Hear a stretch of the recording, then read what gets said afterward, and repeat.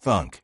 That's the sound those foreclosure papers made when they hit my granite countertop at 6 in the morning. Not that I was asleep. No, I'd been up since 5, sitting at that same kitchen island where I fed Max his breakfast every day for 8 months straight. You want to know what irony tastes like? Try eating oatmeal with your rescue dog curled up at your feet, while the universe slides a $3,000 fine across the table for excessive barking. Yeah, that happened. But let me back up a second, because every nightmare like this one has a beginning. And mine started the day I moved into Pine Valley Estates. I still remember the way it felt, fresh divorce, paperwork burning a hole in my purse, the weird lightness that comes from losing half your stuff, and the unfamiliar hope that maybe this time I'd finally found my place. My name's Sarah, 34, newly single, one anxious golden retriever, and a job offer from a software company that was supposed to make everything better. Pine Valley looked perfect. You know those neighborhoods you see in commercials? That was this place.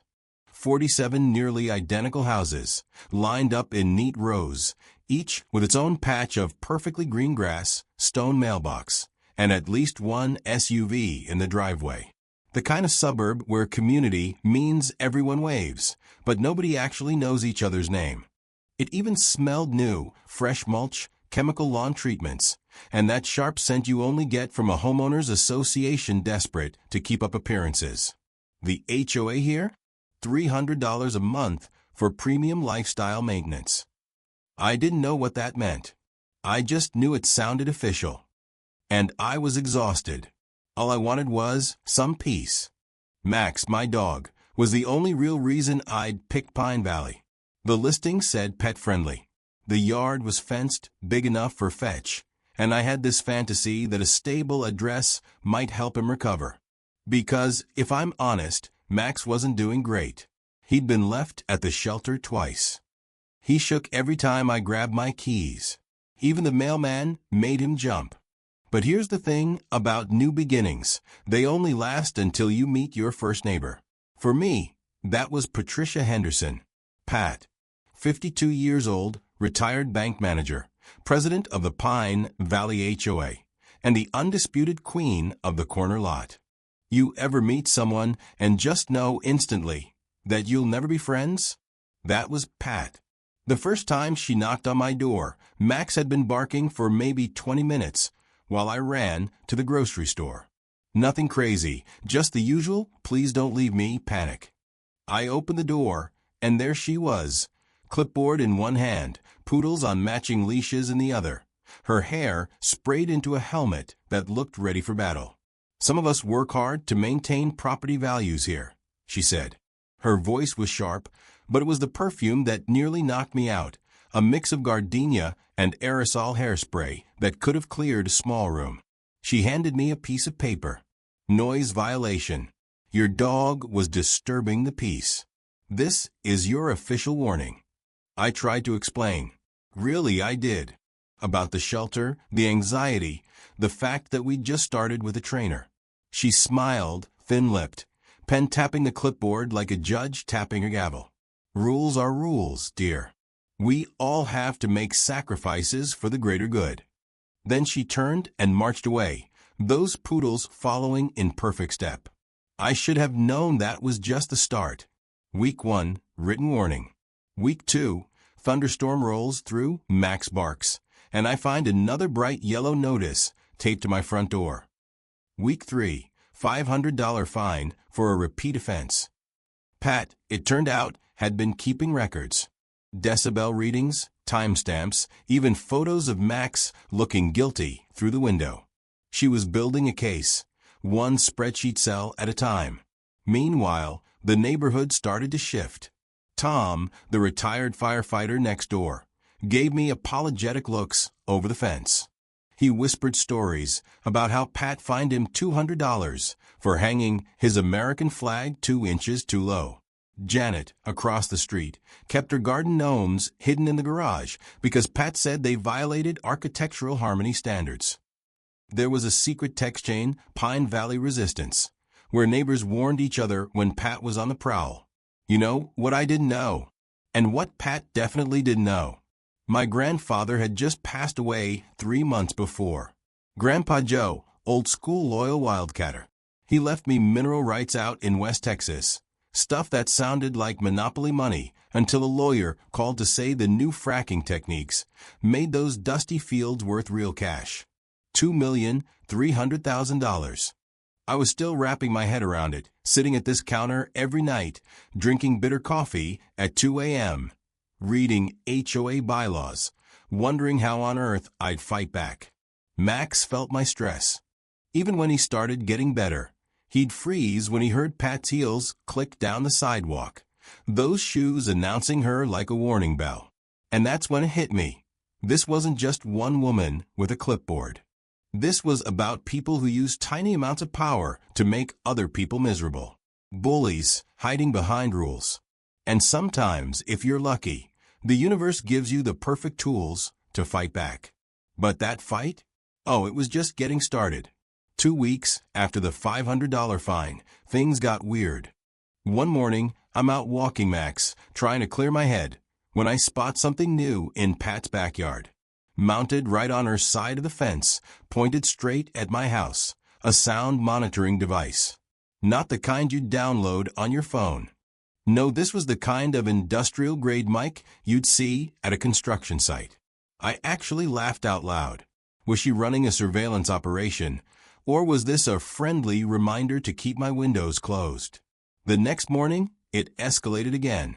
A city code enforcement officer knocked on my door, clipboard in hand. "Ma'am, we received a complaint about a commercial dog breeding operation at this address." I nearly spit out my coffee. I looked at Max, who was busy licking peanut butter out of a Kong, and then back at the officer. "I have one dog." He shrugged. "Just following up on the complaint. Mind if I take a look?" I showed him my backyard, one dog, one water bowl, one well-worn tennis ball. He left looking almost embarrassed. But Pat wasn't embarrassed. She'd taken to posting on the neighborhood Facebook group long, self-righteous essays about property value destruction and residents who don't respect community standards. The comment section was a battlefield. Pat supporters, mostly the same 3 people, always the loudest, talked about certain people who didn't belong in Pine Valley. I'm not gonna lie. It stung. The coffee at 2 a.m. got even more bitter. Pat was betting I'd just roll over and pay. What she didn't realize is that when I get pushed, my brain kicks into overdrive. That software engineer problem-solving instinct, you know? First thing I discovered, she was exceeding her authority. The bylaws were crystal clear. Fines over $100 required a board vote. Pat had been playing judge, jury, and executioner, all by herself. So, I did what any reasonable person with a target on their back would do. I installed my own cameras, all legal, all pointed at my property, but with a wide enough angle to catch the common areas. That's when I caught my first aha moment. Those poodles, Pat's pride and joy, they barked. A lot. Every Thursday, at 2 p.m., Pat would drive to her bridge club. And the second her car disappeared, Duchess and Earl would lose their minds. 47 minutes of nonstop barking. I recorded every second, sitting on the porch with Max, who looked at me like, "See?" That was music to my ears. Meanwhile, Tom was leaning over the fence, passing along the latest intel. "She got me for a $200 fine last year," he whispered, glancing around like Pat might pop up out of nowhere. My flag was 2 inches too low. Measured it herself. Janet joined in. "Been hiding my garden gnomes in the garage for 6 months," she admitted. Apparently, they clash with the approved color palette. That's when Tom showed me the Pine Valley Resistance text chain, 23 neighbors, all with their own Pat stories, warning each other about her rounds.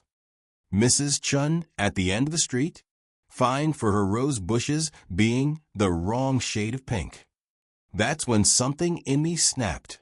This wasn't about Max anymore. This was about a bully who'd gotten away with terrorizing everyone for way too long.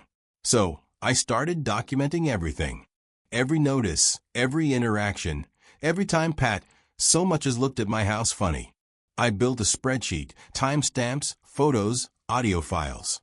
I built a database so neat it would make a forensic accountant weep. While digging, I found Pat's real weakness. Public records showed she'd filed complaints against single women, elderly residents, families with kids, always the ones least likely to fight back. Most of her so-called violations weren't in the bylaws at all. No rules about flag height. No rules about rose bush colors. No official gnome ban. She was making things up as she went. You want a pro tip? HOA board members can be held personally liable for overstepping their authority. Always ask for the exact bylaw in writing. Bullies hate having to show their work. Something shifted. Max felt it too. He'd stopped flinching every time we passed Pat's house. He'd start wagging, tail thumping against my leg, like he knew we were finally on the offense. I'd catch myself smiling, not because I liked the drama, but because I finally felt like I could win. Of course, Pat wasn't backing down. The next letter was for $1,500, continued violations, even though Max hadn't barked in 2 weeks. The letter came with a threat: pay up or face foreclosure. 2 days after that, a cease and desist letter arrived from Henderson and Associates. Pat's husband, Rick, turns out he's a lawyer, claimed my cameras violated privacy expectations. The irony nearly gave me whiplash. Pat could point a sound cannon at my yard, but I couldn't record her sidewalk patrols? Fine. If they wanted a fight, they'd get one. So, I started digging through public records. The courthouse basement is a miserable place, smells like old paper and broken dreams.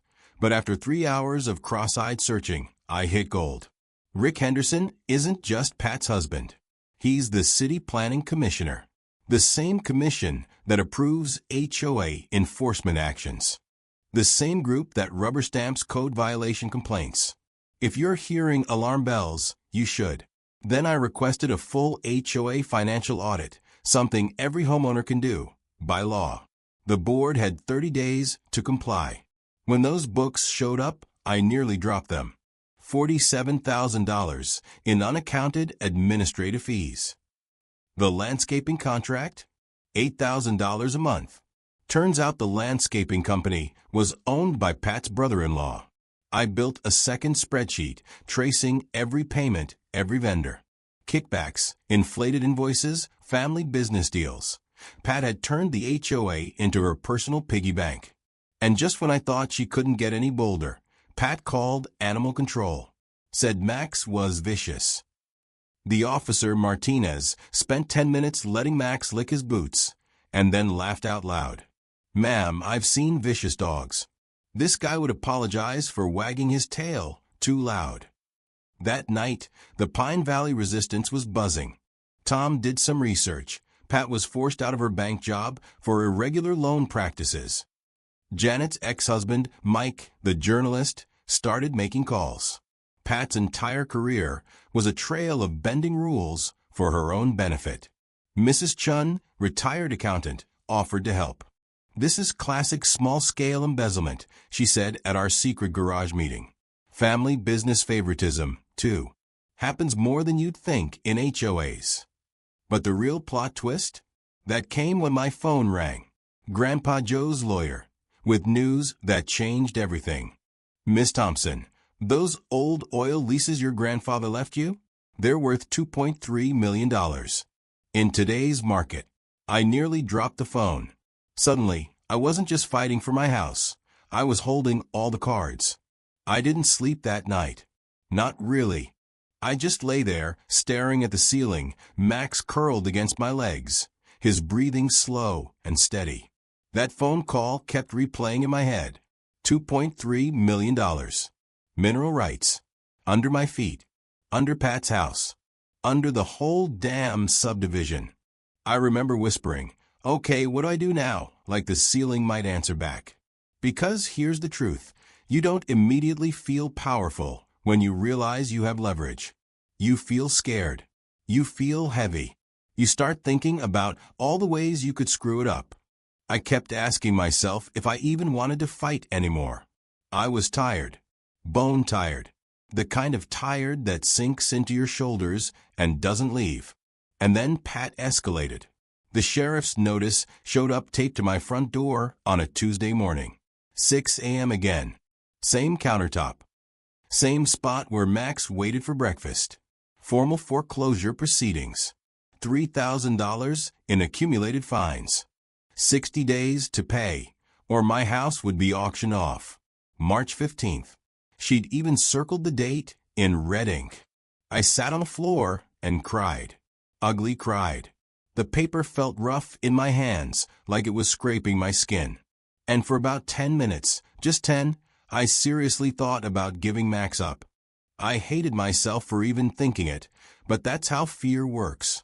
It whispers the worst ideas and makes them sound reasonable. Max walked over and put his head on my lap. No drama. No barking. Just there. And that was it. That was the moment something in me hardened. Not angry. Focused. If Pat wanted a villain, I'd happily become one in her story. First thing I did was hire a private investigator. Jennifer Walsh. HOA fraud specialist. She didn't sugarcoat anything. 3 days later, she called me back and said, "Sarah, this isn't just petty corruption.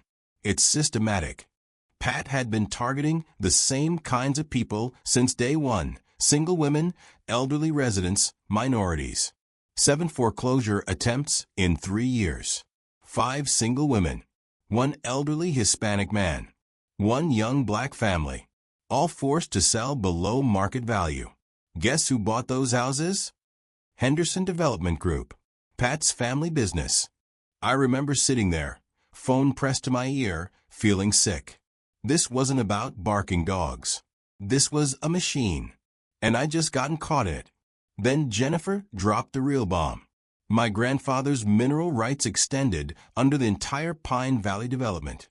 The original developer never bought the subsurface rights. They'd been worthless back in 2019. Not anymore. In Texas, mineral rights trump surface rights. I could force access, or lease, or negotiate. Pat's empire was built on land she didn't control. I didn't feel victorious. I felt furious. Because suddenly everything made sense. Max was never the problem. I was. A single woman with a rescue dog didn't fit their image. They were always going to push me out. That weekend, the Pine Valley resistance met in Tom's garage. 23 neighbors squeezed between old fire gear and Christmas decorations. Stories poured out. Fines for basketball hoops. Complaints about wheelchair ramps. Manufactured violations stacked on top of each other until people broke and sold. Mrs. Chun spread the HOA financials across a folding table. "This is organized fraud," she said calmly. "Inflated contracts. Kickbacks. It's all here." Tom nodded. "In the fire department, we call this arson." I sat there, listening, realizing this was bigger than my house. Bigger than Max. This was about stopping a predator. Mike, the journalist, started digging into other Henderson developments. Same playbook. Different neighborhoods. Over and over again. Manufactured violations. Forced sales. Family purchases. Millions siphoned off. I went home that night and stared at the foreclosure papers again. They didn't look scary anymore. They looked sloppy. Rushed. Like Pat was trying to force a win before something else came to light. That's when I decided to stop playing defense. I started quietly buying mineral rights for my neighbors. $5,000 each. Most of them laughed. "It's just dirt," they said. By the end of the week, I owned the subsurface rights under 31 of the 47 properties. 2/3 of the neighborhood. Pat had no idea. The HOA meeting was 2 weeks away. Pat was already spreading rumors that I planned to destroy property values with oil rigs. She even called an emergency meeting to ban industrial activity. The irony was almost funny. Almost. Then her husband Rick showed up at my door with a check. $450,000. 70 over market. No catch. he said. Just an NDA. They wanted me quiet. I smiled, took the check, and used the offer as evidence. Behind the scenes, everything came together fast. Legal documents finalized. HOA common areas purchased. 15 acres, parks, playgrounds, undeveloped land, now mine. The night before the meeting, I sat on my porch with Max sprawled at my feet, listening to the hum of air conditioners and distant traffic. I wasn't scared anymore. I was calm. Pat thought she was about to evict me. She had no idea she was about to lose everything. The night before the HOA meeting, the plan was set. Our group had grown, now more than 30 of the 47 households. Mrs. Chun double-checked every spreadsheet. Tom rehearsed what he'd say if Pat tried to shout him down. Janet had a stack of printed testimonials from neighbors too nervous to speak up. Mike and his crew had the camera gear packed. And me? I double-checked the deed transfers for the common areas and rehearsed my lines in the mirror, heart pounding, palms sweaty, Max sleeping with his head on my shoes. Monday came heavy and gray, the kind of day that presses on you. At 6, I walked Max, took a long shower, put on my least intimidating dress, and tried to eat something. Couldn't. By 7, the Pine Valley Community Center was packed. Neighbors, news crews, even a couple of cops, off duty but clearly watching. Pat showed up late, diamond necklace, new shoes, that same helmet hair, waving to a crowd that wasn't waving back. She called the meeting to order like she was hosting the Oscars. "We are here to address a serious threat to our community standards," she intoned. "Certain residents have shown a complete disregard for the rules that make Pine Valley the premier neighborhood it is today." She glared at me, hard. The board started to read the motion for my removal. Community Harmony Standards Clause, they called it, like I was contagious. But I stood up, Max at my side, tail wagging slow and steady, and said, "Before you vote, I'd like to share some information about our HOA finances." Pat tried to shut me down. "You're out of order. This is about your dog, not your." I raised my voice, kept it steady. $47,000 in missing funds. $8,000 a month to your brother-in-law's landscaping company. Foreclosure threats to force people out and sell their homes below market value, all to your family's business. The crowd stirred. The news cameras whirred to life. Pat banged her gavel, but no one was listening. I kept going. "There are emails. Right here." I held up the stack. "You called Mrs. Chen's English poor enough that she won't fight the legal fees. You targeted single women and elderly residents for made-up violations." Voices rose. Neighbors shifted in their seats, some murmuring, others shaking their heads, a few looking right at Pat. For a second, it was chaos, shouting, arguing, people demanding answers. That's when I dropped the deed paperwork onto the table, right in front of Pat. "And about those common areas you've been threatening people with? I bought them. As of this morning, they belong to me. Legally. Filed with the county. Here's the paperwork." You could hear the room suck in a collective breath. Pat's mouth actually fell open. For a split second, she just blinked at the stack of documents, like they might bite her. Max, on cue, let out a single bark. The room exploded with laughter. I went on. "I own the parks, the playgrounds, and I own the mineral rights under 31 of your houses. I can lease drilling rights, or I can do something better. But first, I think the community deserves to hear what's really been happening here."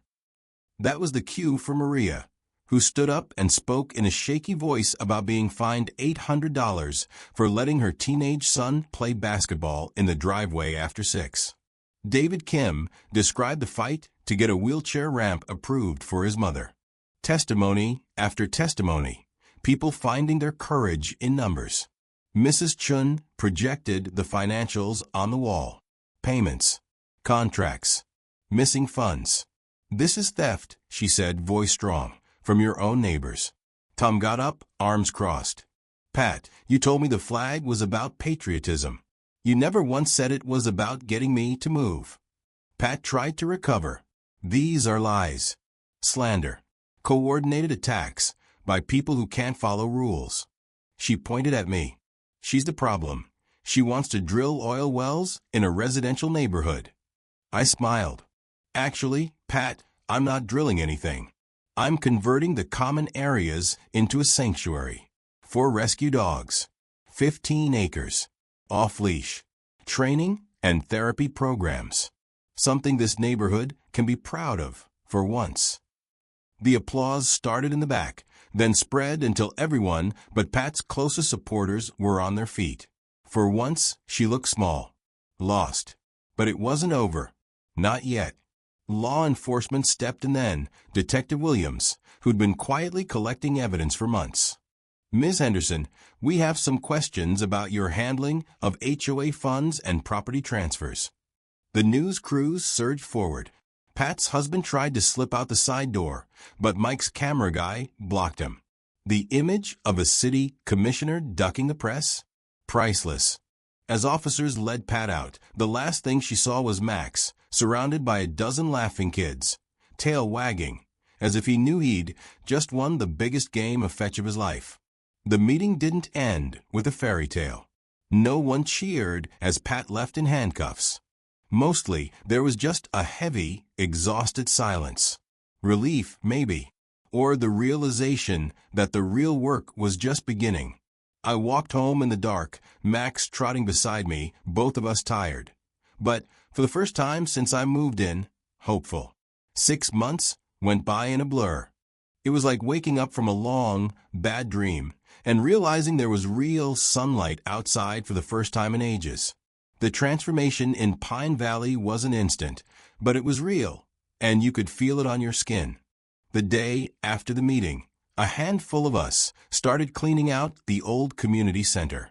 It felt symbolic, sweeping out dust and junk and the residue of years of fear. Max ran up and down the hall, sniffing every corner, occasionally rolling on his back in the sunbeams that streamed through the windows. Kids who used to be afraid to play outside started showing up, tossing balls for the dogs. I'll never forget the look on Janet's face the first time she planted her garden gnomes. Out front, bold as brass, no one to tell her no. We officially dissolved the HOA within a month. 78% of the residents signed the petition.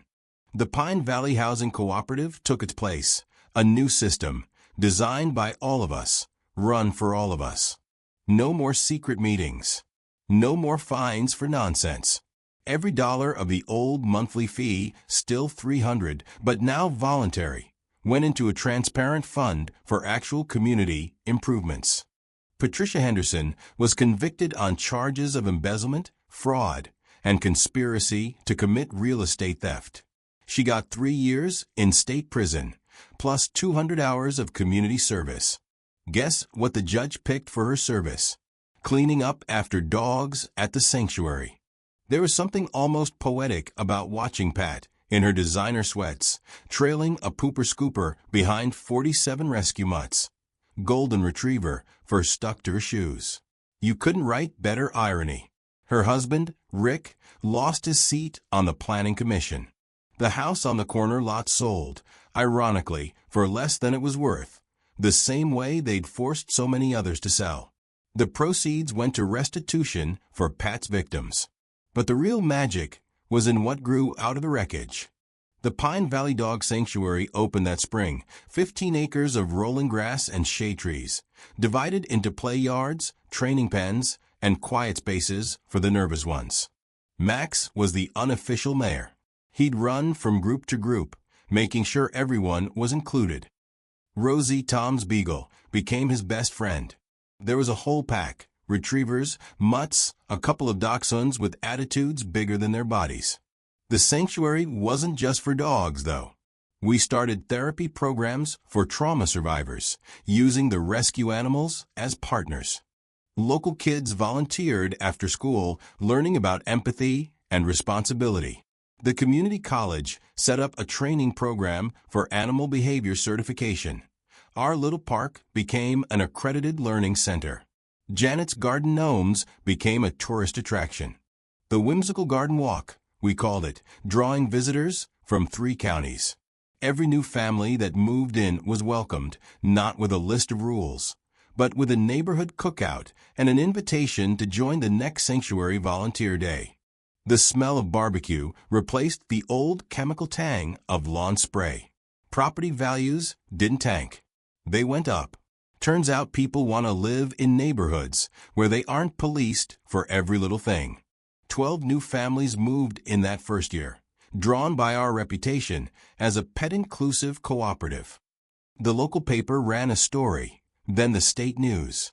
Then universities started calling to ask about our governance model. Mrs. Chun became our treasurer and watchdog. Every month she'd send out a report, breaking down every dollar spent. No secrets, no surprises. Tom was in charge of community safety, real safety, not nitpicking. Max became a therapy dog, working with kids who'd been bullied or who'd lost pets. His transformation was the talk of the county. I'd walk through the sanctuary most evenings, Max at my side, just listening. Kids laughing, dogs barking, but in a happy, free way. Neighbors chatting on porches, no one hiding behind curtains anymore. Sometimes I just sit on the grass, close my eyes, and breathe. After everything we'd been through, those simple moments meant more than any big, cinematic victory ever could. But the story didn't end there. The ripple effects from what happened in Pine Valley stretched further than I ever expected. Mike's investigative series on HOA corruption didn't just win awards. It sparked legislative hearings at the state capitol. Lawmakers wanted to know how a small group of people could seize so much power and what it would take to make neighborhoods like ours the rule, not the exception. Urban planning professors started bringing their classes out to tour the sanctuary, studying how real community could take root after years of fear. Other towns started reaching out. First, just a few emails, then dozens, then hundreds. People wanted to know, how did you do it? Can you help us? I ended up consulting for 17 other communities, some in Texas, some as far away as Oregon or Florida, each with their own flavor of HOA nightmare. We shared our playbook, the paperwork, the warning signs. And most of all, the belief that even if you're up against a rig system, you don't have to fight alone. The Henderson Development Group collapsed under the weight of its own fraud. State investigators found they targeted over 200 families across 4 different neighborhoods, siphoning off millions in home equity by manufacturing violations and forcing sales. The lawsuits will probably drag on for years, but every time I get an update, I think of Mrs. Chen's quiet voice in the garage that night, how she said, "This is organized fraud," and how right she was. But you know what I remember more than any courtroom victory? Walking Max through the sanctuary at sunset, watching the last rays light up the grass, feeling the cool breeze off the pond. The sanctuary houses 47 rescues at any given time now, with adoption rates through the roof. Vets and local businesses donate supplies. Volunteers show up in droves. On weekends, families drive in from miles away just to play or to walk a shy new pup who's never known a gentle touch. We built something out of nothing, out of fear and anger and all the little moments when someone said we could just move away, and someone else replied, "No, not this time." That's what makes a community, not rules, not bylaws, not clipboards or threats. Just the stubborn belief that ordinary people can stand together and make things better. Sometimes I still get questions, people asking, "Would you do it all again?" And honestly, I don't know. It cost more than I ever expected.